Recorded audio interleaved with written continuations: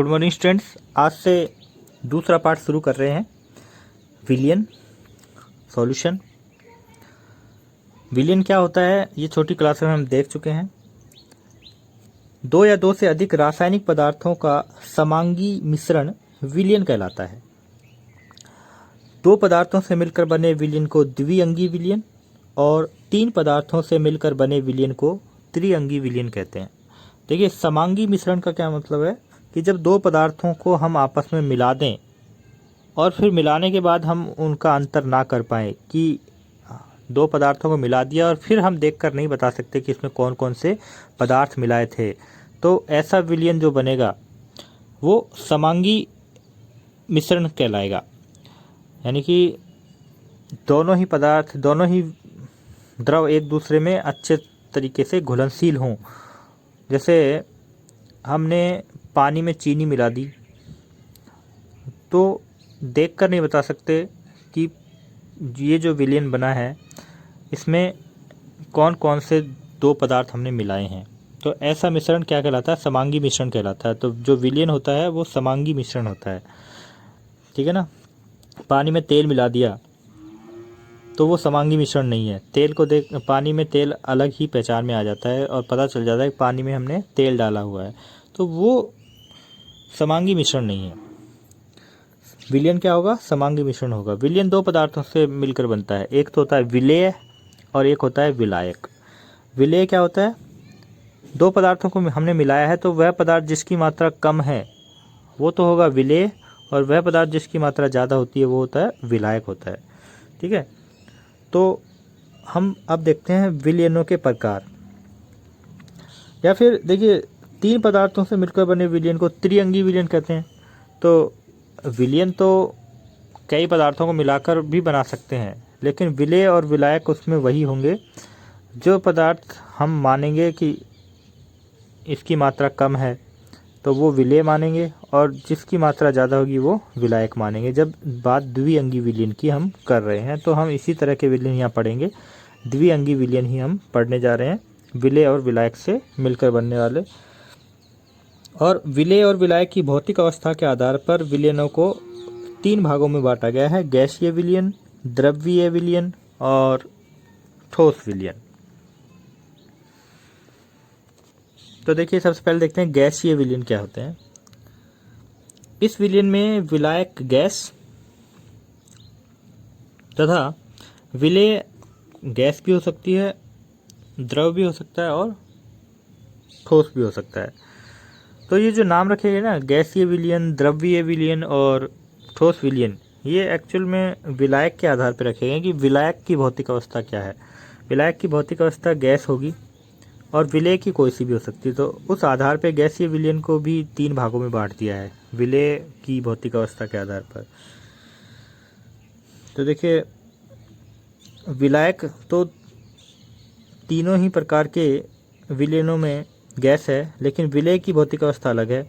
विलायक गैस है, विलेय भी गैस है, तो ऐसा विलियन भी गैसीय विलियन कहलाएगा।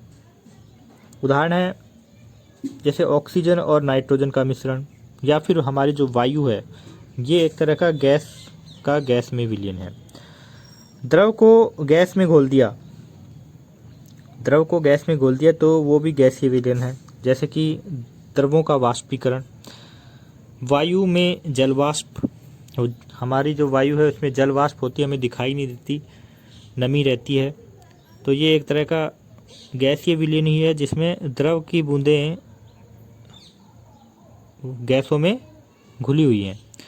क्लोरोफॉर्म व N2 का मिश्रण, ये किसके उदाहरण हैं? द्रव में गैस का विलियन। गैस में ठोस, ये भी गैसीय विलियन का उदाहरण है। ठोस का गैस में ऊर्ध्वपातन, जैसे कपूर को जलाएंगे तो कपूर ठोस अवस्था में माना जाता है। कपूर की जो वाष्प होगी, कपूर सीधा ही ठोस अवस्था से गैस अवस्था में चला जाता है, तो कपूर के जो कण हैं एक तरह से गैस में विलय हो जाते हैं, तो ये भी एक गैसीय विलियन है। या फिर धुआं है, धुआं क्या होता है? कार्बन के कण होते हैं जो कि गैस में घूमते रहते हैं, घुल जाते हैं। या फिर कपूर का नाइट्रोजन में मिश्रण। इसी तरह से अब देखते हैं द्रव्यीय विलयन। ऐसे विलयन में विलायक द्रव होता है, तो गैस का द्रव में विलयन, द्रव का द्रव में विलयन या ठोस का द्रव में विलयन, ये तीनों ही उदाहरण द्रव्यीय विलयन के हैं। जैसे कि गैसीय विलयन को 3 भागों में बांटा गया है, ऐसे ही द्रव्यीय विलयन को भी 3 भागों में बांटा गया है, और वो विलय की भौतिक अवस्था के आधार पर। यदि विलय गैस है, विलायक द्रव है, तो वो भी द्रव्यीय विलयन है। यदि विलय द्रव है और विलायक भी द्रव है, तो वो भी द्रव्यीय विलयन है।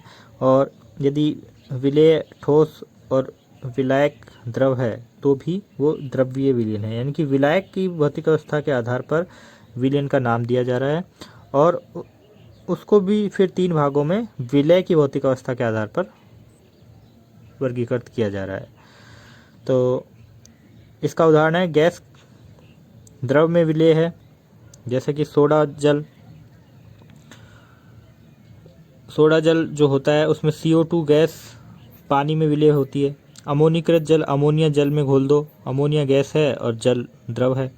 जल में घुली हुई ऑक्सीजन, ये सभी किसके उदाहरण हैं? गैस का द्रव में विलयन। द्रव का द्रव में विलयन, जैसे एल्कोहल और जल का विलयन, एल्कोहल भी द्रव है और जल भी द्रव है। यहाँ जल विलायक है और एल्कोहल विलय है। 2 पूर्णतः मिश्रित कोई भी द्रव हो सकते हैं, वो किसका उदाहरण है? द्रव्यीय विलयन का। ऐसा द्रव्यीय विलयन जिसमें, तो देखिए इसमें प्रश्न किस तरह से आएगा मैं आपको बता देता हूँ।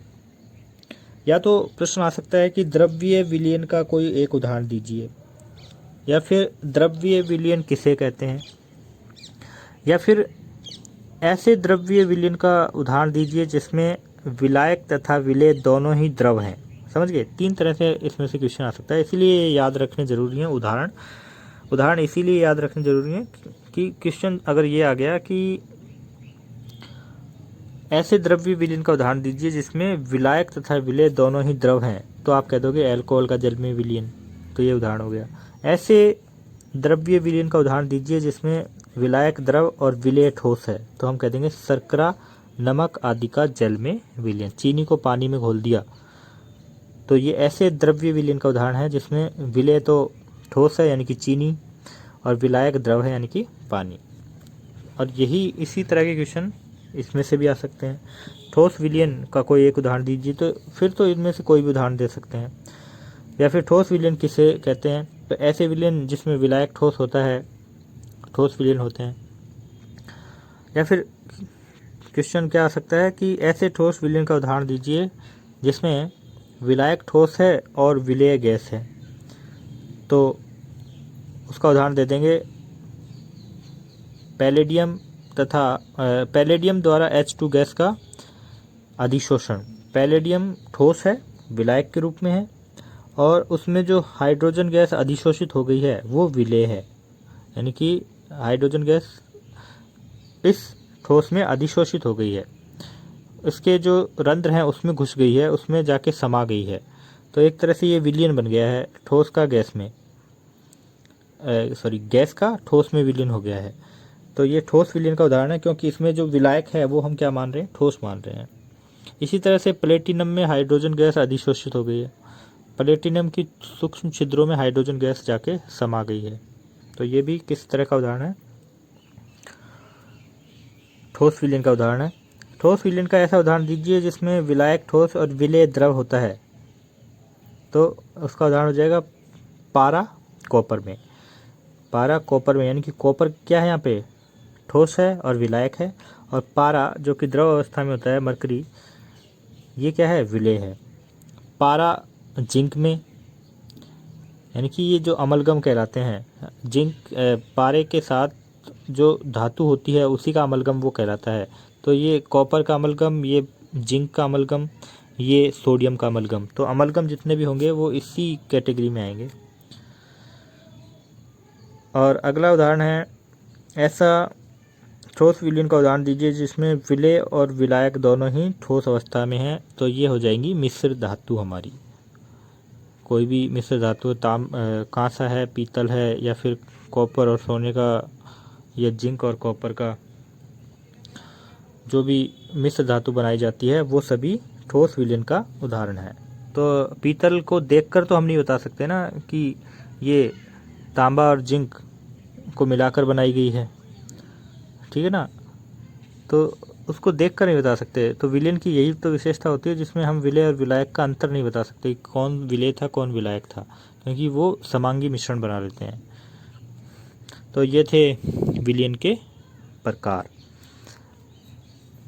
तो आपको ये याद रखने हैं, याद करने हैं, इसीलिए ये वीडियो मैं छोटा ही बना रहा हूँ, क्योंकि एक बार आप इनको अच्छे से तैयार कर लोगे तो पूरे पाठ में फिर एक फ्लो आ जाएगा। तो यहाँ से अगर क्वेश्चन बनता है तो वो आपको छोड़ना नहीं है बिल्कुल भी, इसलिए अच्छे से इसको टॉपिक को तैयार कर लो। अगले वीडियो में हम देखेंगे सांद्रता की इकाइयाँ।